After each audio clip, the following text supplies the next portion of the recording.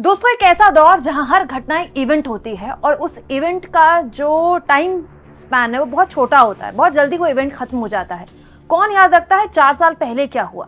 लेकिन राहुल गांधी ने आज सुबह सुबह कुछ ऐसा किया जिसके बाद एक बार फिर सोचने पर मजबूर आपका दिल हो जाएगा कि क्या वाकई में राहुल गांधी कहीं कुछ ऐसा तो नहीं कर रहे जो एक्चुअली में इस सरकार को परेशान कर रहा है या फिर नरेंद्र मोदी को परेशान कर रहा है। दोस्तों, 4 साल पहले यूपी के हाथरस में एक दलित बच्ची के साथ बेहद गलत हरकत की गई थी और उसके बाद पुलिस प्रशासन ने भी बिना परिवार को सूचित किए लड़की का दाह संस्कार कर दिया था और दाह संस्कार भी बहुत गलत तरीके से किया गया था।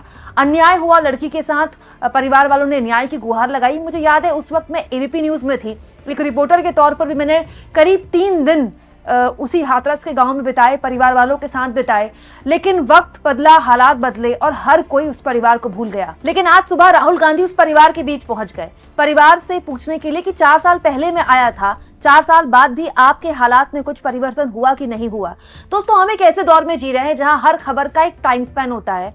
कुछ दिन के लिए वो खबर चलती है, उसके बाद वो खबर खत्म हो जाती है, अखबारों से भी, न्यूज चैनल से भी और जनता के मानस से तो हो ही जाती है। और सबसे पहले वो जो खबर जिसको इवेंट बनाया जाता है, नेताओं के दिमाग से वैनिश हो जाती है, मतलब गायब हो जाती है। लेकिन राहुल गांधी ने एक ऐसे मुद्दे पर, एक ऐसे परिवार का हाल जानने की कोशिश की जिसके बारे में अगर वो ना भी जाते तो भी कोई उनसे पूछता नहीं, क्योंकि 4 साल पुरानी बात कौन जानना चाहता है, कौन पूछता है। लेकिन राहुल गांधी ने वो किया और एग्जैक्टली जिस वक्त राहुल गांधी ये कर रहे थे दोस्तों, उस वक्त संसद के अंदर, लोकसभा के अंदर वही हुआ जिसको लेकर लगातार विपक्ष सत्ता पक्ष पर आरोप लगा रहा है। ये कि जानबूझकर अडानी के मुद्दे पर ध्यान भटकाने के लिए जॉर्ज सोरोस का नाम इतनी बार और इतनी जोर से लिया जा रहा है कि किसी भी तरह से राहुल गांधी का नाम खराब किया जाए। दोस्तों, एक तरफ राहुल गांधी हाथरस में थे तो दूसरी ओर निशिकांत दुबे, जिन्होंने 4 दिन पहले भी संसद के अंदर प्रियंका और राहुल के लिए गलत बयानी की। हालत ये हो गई कि इसको लेकर गौरव गोगोई ने लोकसभा अध्यक्ष को चिट्ठी भी लिखी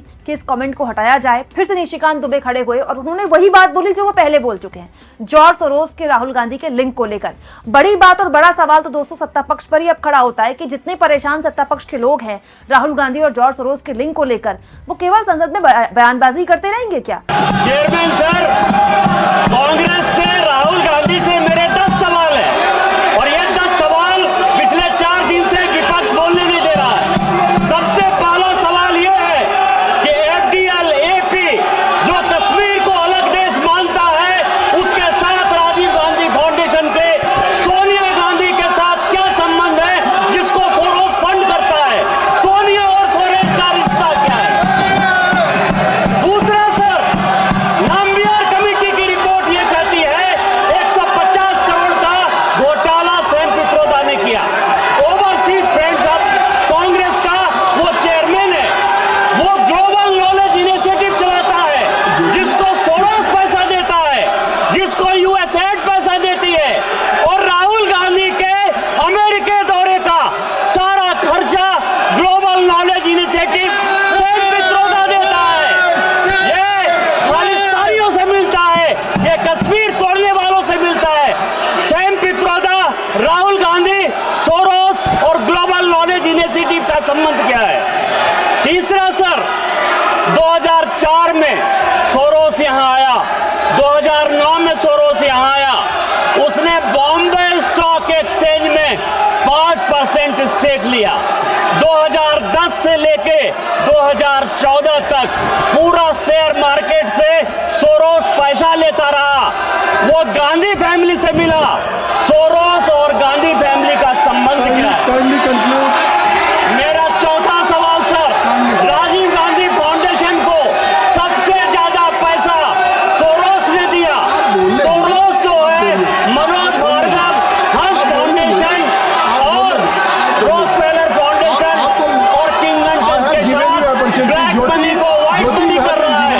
राजीव गांधी फाउंडेशन के साथ सोरोस का रिश्ता क्या है?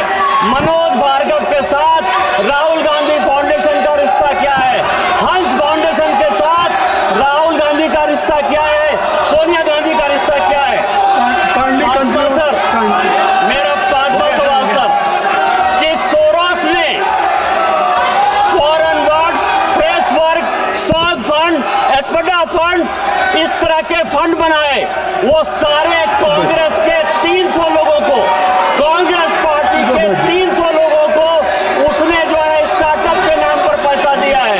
ये 300 लोग कौन है और गांधी परिवार के साथ उनका क्या संबंध है?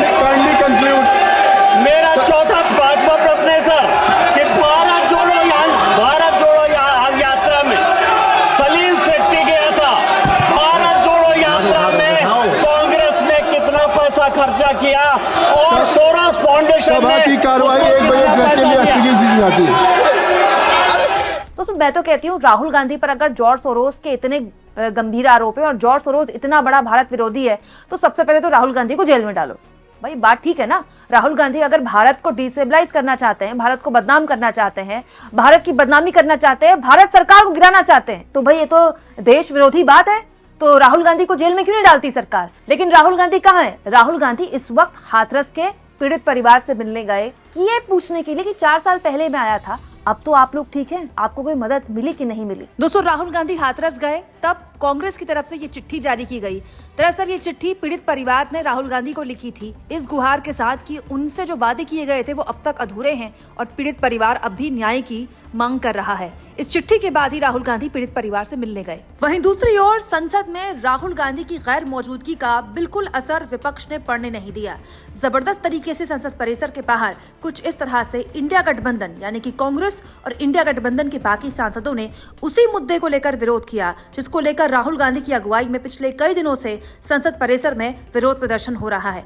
आज एक बार फिर से अडानी के मुद्दे पर कुछ इस तरह से कांग्रेस पार्टी ने अपना विरोध दर्ज कराते हुए इस बात की तस्दीक की, इस बात का इशारा किया कि वो चाहती है कि संसद चले, लेकिन सत्ता पक्ष चाहता ही नहीं कि संसद ना चले। इसीलिए वो संसद परिसर में प्रदर्शन करते हैं और संसद के अंदर शांति बनाए रखते हैं ताकि मैसेज ये जाए कि विपक्ष नहीं सत्ता पक्ष की वजह से संसद नहीं चल रही।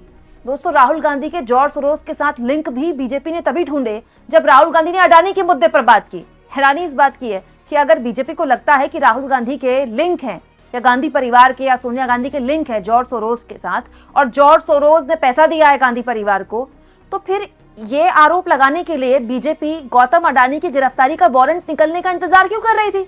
बीजेपी को तो इस तरह के गंभीर आरोप बहुत पहले लगा देनी चाहिए। और आरोप क्यों? पुलिस आपकी, एजेंसियां आपकी, सरकार आपकी और आप बस आरोप लगा रहे हैं। बताइए दोस्तों, इसीलिए शुरुआत में मैंने आपसे कहा कि क्या राहुल गांधी कुछ ऐसा कर रहे हैं जो इस सरकार को परेशान कर रहा है? यहाँ वो हाथरस से मिल रहे हैं, अभी एक दिन पहले उन्होंने अपने घर में संभल के पीड़ित परिवारों से भी मुलाकात की थी। राहुल गांधी को संभल जाने से रोका तो पीड़ित परिवारों से घर पर, उन्हीं के घर पर उनको उन्होंने बुला लिया। अब वो हाथरस चले गए। ये इस बात की तस्दीक करता है कि संसद के अंदर भले ही उनको बोलने का मौका ना दिया जाए, लेकिन संसद के बाहर वो एलओपी के तौर पर अपनी मौजूदगी मजबूती से दर्ज करा रहे हैं, चाहे किसी को कितनी भी आपत्ति हो। क्या लगता है आपको दोस्तों, राहुल गांधी का ये एक्टिव होना ही क्या बीजेपी को इतना परेशान कर रहा है? कमेंट बॉक्स में जरूर लिखें और जितना हो सके चैनल को शेयर करें, सब्सक्राइब करें और थैंक्स और ज्वाइन के ऑप्शन से अगर आप चाहें तो कुछ आर्थिक मदद भी चैनल की जरूर करें।